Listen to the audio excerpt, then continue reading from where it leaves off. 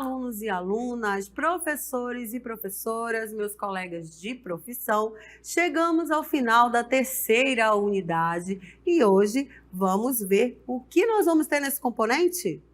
Hoje nós vamos ter a aula 29, que é a nossa aula de revisão, preparando vocês aí para a avaliação, revisão e avaliação. Então, sem mais perder tempo, vamos rever alguns conteúdos importantes para que vocês realizem uma excelente avaliação. Vamos lá!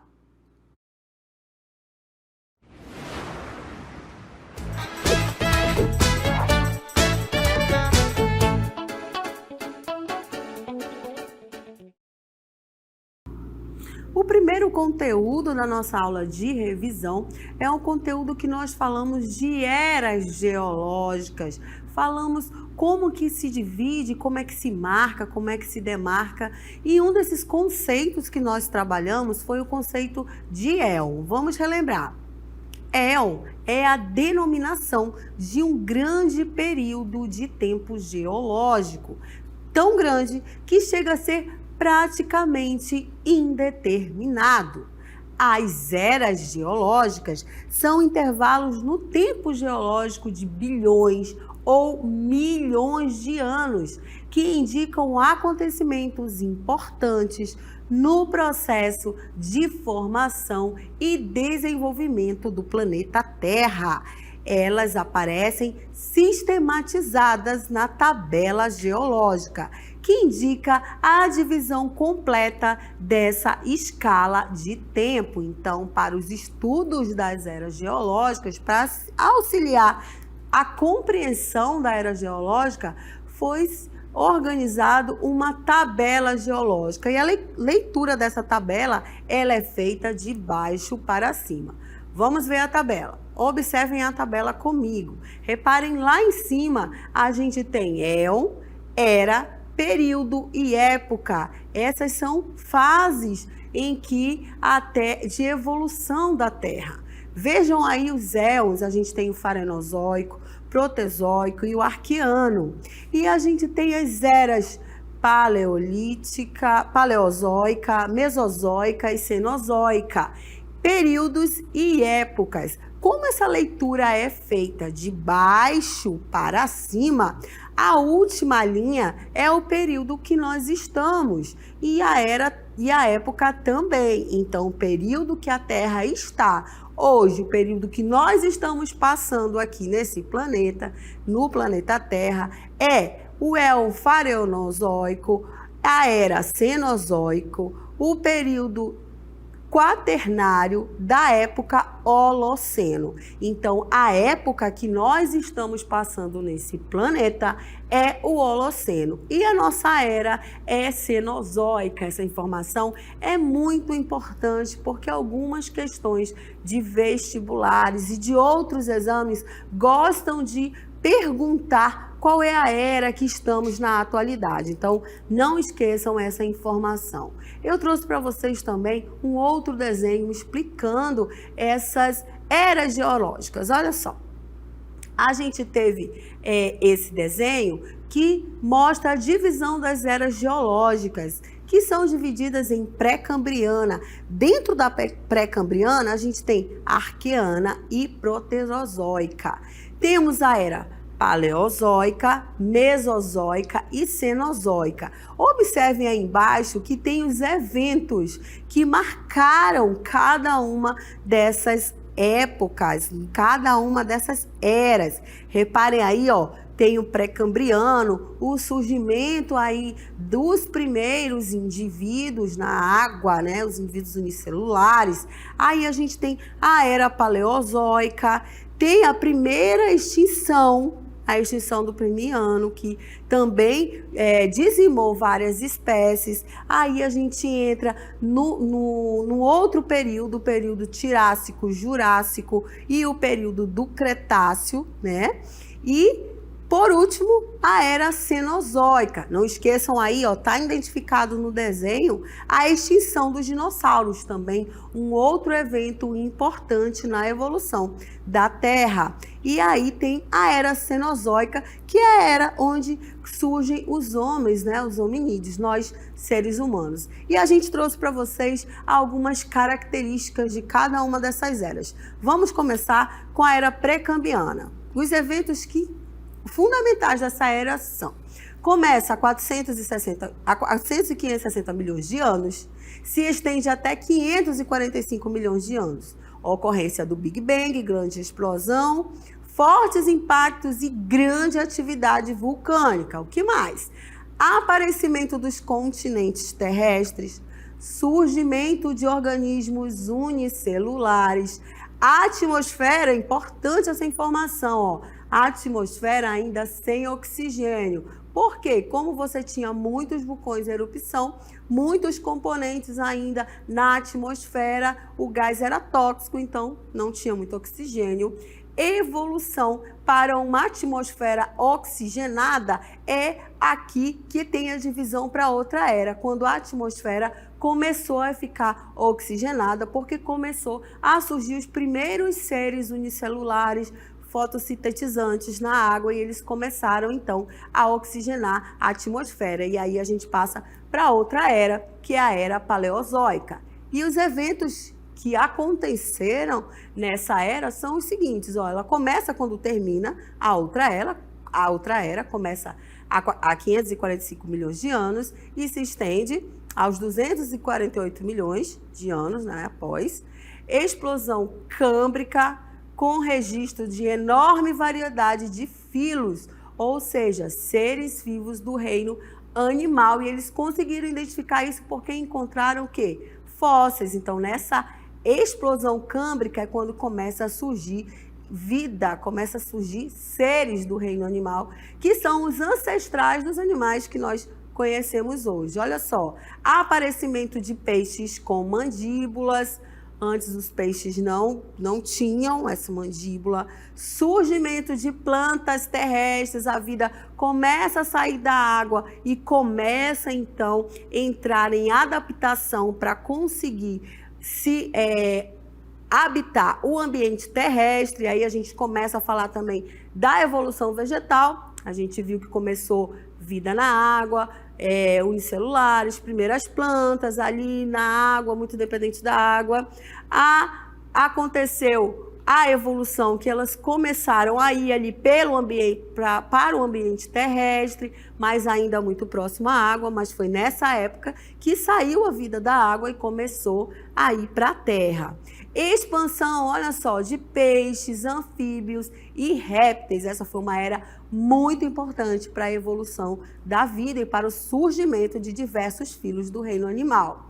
Formação, olha só, grandes florestas e pântanos. Se antes tudo era numa grande sopa química, a vida começou a surgir, as plantas começaram a sair do meio aquático para ir para o ambiente terrestre, a comida começou a sair da água, então os animais começaram também a sair da água, começar a ficarem oxigenados. A gente tem, por exemplo, peixes que são peixes pulmonados, que começaram a se adaptar para a terra, e a comida saindo, os animais também foram procurando, e aí a gente teve a formação de grandes florestas e pântanos também. Não me esquecendo que a atmosfera também estava tendo aí alterações, porque você começava a ter outro tipo de gases sendo jogados na atmosfera. A gente teve, existência de insetos gigantes, idade da Pangeia, né? A idade em que todos os continentes eram um grande continente. Surgimento dos tetrápodes, que são os vertebrados terrestres com 4 membros. Esse evento caracterizava a mudança desta era para outra era, que é a Era Mesozoica. Na Era Mesozoica, a gente começa aí, 248 milhões de anos e se estende até os 65 milhões de anos. Reparem que é decrescente essa contagem, porque vocês já sabem que a tabela é contada de baixo para cima. Aparecimento dos dinossauros, surgimento dos mamíferos, eventos importantes nessa era mesozoica. O aparecimento dos dinossauros e o surgimento dos primeiros mamíferos são características principais dessa era mesozoica. E ainda temos outros eventos, que foi a extinção dos tetrápodes, lembra que eles começaram a surgir lá no final da outra era. Nessa era, eles foram extintos, e aí você começa a ter a ancestralidade dos dinossauros, dos animais que nós conhecemos hoje. Então, tinha a existência dos ictiossauros, que são os répteis marinhos, já extintos, né? Presença dos amonoides, que são os grandes moluscos também, já extintos. Presença de dinossauros gigantes nessa época aqui, na era mesozoica. Então, e a extinção em massa que abrange os dinossauros. Eles surgiram nessa era e foram extintos nessa era. Com a extinção dos dinossauros, a gente entra na era que estamos atualmente, que é a era Cenozoica. Olha só, começou há 65 milhões de anos e se estende até os dias atuais, até hoje. Expansão dos mamíferos gigantes, expansão das aves e dos mamíferos modernos, mamíferos que nós conhecemos, com a sua ancestralidade dos mamíferos que nós conhecemos. Aparecimento do hominídeo moderno. O hominídeo moderno somos nós, né? Os Homo sapiens. Esta é a era na qual as mudanças ainda estão ocorrendo. É a era atual da evolução do planeta Terra. E assim, nós encerramos o nosso passeio e a nossa revisão pelas eras geológicas, falando de evolução. E sempre se houve questionamento como evoluímos, como tudo surgiu, e nós trouxemos para vocês as teorias evolucionistas. Vamos relembrar. Durante a Idade Média, predominou a ideia de que todas as espécies vivas conhecidas teriam sido criadas uma única vez e permanecido inalteradas. A visão de que o universo e os seres vivos permanecem imutáveis desde a sua criação é chamada de fixismo. Oposta a essa visão, ou seja, contrária a essa visão, a ideia evolucionista defende as mudanças e transformações do mundo natural. Essa ideia era contra o fixismo, achava sim, acreditava-se sim, que existia evolução, que existia modificação no decorrer das gerações das espécies. E aí a gente teve, com esse pensamento evolucionista, dois grandes naturalistas. O primeiro deles é o que nós vamos relembrar agora, que é Lamarck. Olha só. Jean-Baptiste Lamarck foi dele uma das primeiras teorias que explicaram a evolução dos seres vivos na sua obra Filosofia Zoológica, que foi lançada em 1809. Lamarck acreditava que o ambiente alteraria as necessidades de sobrevivência do organismo, levando-o a mudar o seu comportamento. Ele acreditava que o ambiente tinha influência em mudar o comportamento e até estrutura morfológica dos animais, dos seres vivos. O lamarquismo ele se baseava em dois princípios: a lei do uso e desuso e a lei da transmissão dos caracteres adquiridos. E o que era isso? A lei do uso e desuso explica que quando um organismo utiliza muito determinada parte do corpo, essa parte desenvolve-se mais que outras. E aquelas que não são utilizadas atrofiam-se, ou seja, elas não se desenvolvem. E ele usou como exemplo, ele acreditava que o pescoço das girafas era curto, mas como elas precisavam se alimentar, e aí tinham folhas em árvores mais altas, de tanto esticarem para pegar a folha, para pegar seu alimento, o pescoço ficou grande. E como essa característica ela adquiriu, ela ia passar para a próxima geração. Isso aí é o outro aporte da teoria de Lamarck, né? Ele achava que quando você tinha um caractere adquirido, você conseguia transmitir isso para o seu descendente. É a lei da transmissão dos caracteres adquiridos, que por sua vez afirma que características adquiridas durante a vida podem ser transmitidas aos descendentes. Ele acreditava que essa alteração adquirida passava aí para os seus descendentes. E o outro naturalista também muito importante para a teoria da evolução é Darwin, que talvez seja um dos mais famosos. E Darwin começou os seus estudos aos 22 anos, logo que se formou, ele fez uma grande viagem no navio chamado HSM Beagle. Ele saiu da Inglaterra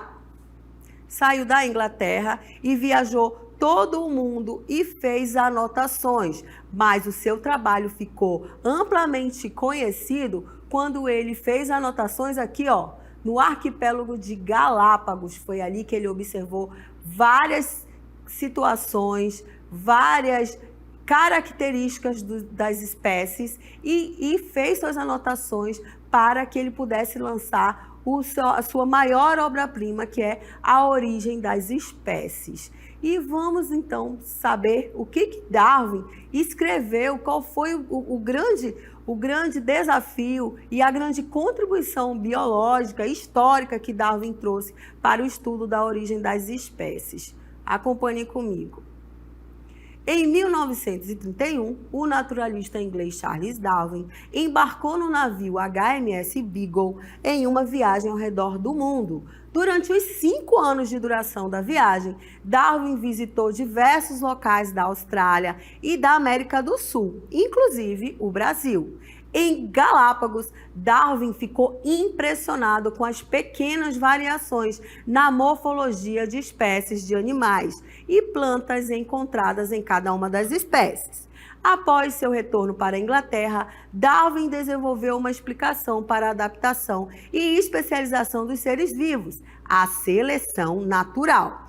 Quando falamos da teoria da evolução de Charles Darwin, não podemos deixar de mencionar outro personagem, o naturalista britânico Alfred Russel Wallace. Ele desenvolveu uma teoria semelhante à de Darwin sobre a evolução das espécies. Wallace enviou a Darwin os seus manuscritos e A Origem das Espécies foi publicada no nome dos dois naturalistas. A teoria da evolução proposta por Darwin e Wallace tem como ideia central a seleção natural. Segundo os naturalistas, o ambiente é um fator limitante para a sobrevivência das espécies. Aqueles indivíduos de uma população mais adaptados ao meio têm mais chances de sobrevivência do que aqueles que estão menos adaptados. Os mais bem adaptados deixam um número maior de descendentes. A seleção natural está fundamentada em 4 princípios básicos. O primeiro deles é a variabilidade. Darwin observou que os indivíduos de uma determinada espécie não são todos idênticos, mas apresentam variações em suas características. E aí a gente mostrou o desenho dos pássaros, que são todos tentilhões, mas têm características diferentes. Nós evidenciamos para vocês aí os bicos de acordo com a alimentação do ambiente que eles estavam e que era mais favorável. Outro princípio básico da teoria de Darwin é a reprodução. Todos os organismos podem se reproduzir para formar novas gerações, ou seja, todos têm capacidade e potencial de produzir descendentes, apesar de apenas alguns deles chegarem à idade adulta. Outro princípio é a hereditariedade. De acordo com o naturalista, as características biológicas seriam transmitidas de uma geração para outra, ou seja, os descendentes, filhos, herdariam características dos seus progenitores, os pais. No entanto, olha essa informação, naquela época da seleção natural, quando Darwin escreveu, Darwin não sabia como essas características seriam herdadas. E a gente mostrou para vocês uma imagem mostrando aí que o cruzamento no macho e fêmea gerariam descendentes com características também da geração do pai e da mãe. Então, você tem uma geração parental e os filhos também absorveriam aí algumas características, mas Darwin ainda não sabia como isso acontecia. E a última é a variação na aptidão. Alguns indivíduos têm maior probabilidade de sobreviver, crescer e se reproduzir, isto é, maior aptidão que outros. Os organismos são capazes de produzir prole maior do que o ambiente é capaz de se suportar. Por isso, há uma constante competição pelos recursos do ambiente que são limitados. E aí a gente tem um desenho mostrando quais são esses fatores limitantes. Recursos limitados, água, comida, moradia, né? Tipo, local para onde fica, o habitat, falta de parceiros. Tudo isso era um fator limitante para a população. E isso ocasionava que nem todos os indivíduos iam conseguir sobreviver e se reproduzir. E mostramos para vocês um exemplo de seleção natural. Observem aí, ó, tem um gavião, coelhos, e a presa mais fácil era o coelho que mais se identificava. Então, eles eram os mais atacados. Numa próxima geração, os coelhos brancos eles vão ter poucos indivíduos porque a sua espécie é a mais atacada. E aí, a sua geração, a sua prole, vai diminuindo. E assim, nós concluímos a nossa revisão 1. A sua aula continua no próximo vídeo.